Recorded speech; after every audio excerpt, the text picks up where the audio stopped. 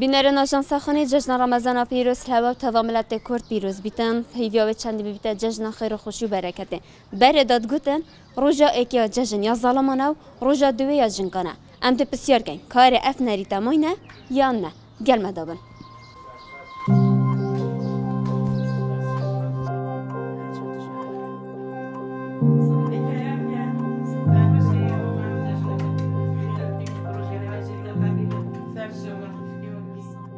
نه حالا نریته نمایا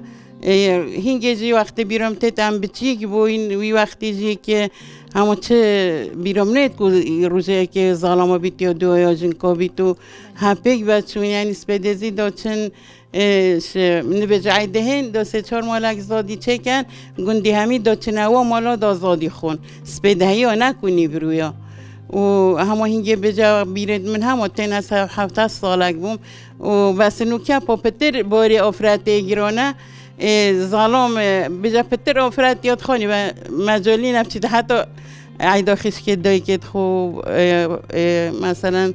خشک دایکت خوب برایت خوب کس و کارت خوب انت مجالی نه خدا بر روز دوی عیدا هشت از نچوم عیدا خشکت خوب و من دایی که نمای مثلا خشک برایت خوب هشت از نچویمه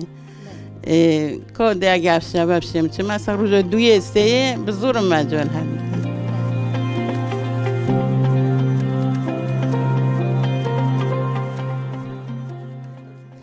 بردا هین روزا چندی درد کردن وقت آفرد بردا هندی من دیدی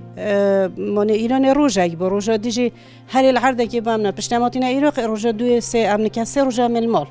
ام بیشنا که یک بیت بدر مال مادا شرمک بزفریتا و آنکو در مال نه تگرتن باش باش ترا بله یه دی هر سه روز عفو هر سه روز ظلام مایا هر سه روز شوی گوته اگه چینا مال دایکت خود درسته اگه نه چونجی درسته تلفن اکیب کن مونه اگه یک بیته بیره بطزانی ظلام شد دیجن روزایی که ظلام ها روز دیو خاریت جن کنه بالله هف که دو روز هستش در نکرده هر شوی که چم تندم دایکو خو بله ارجی هکت تو بری هکت برم بله عرف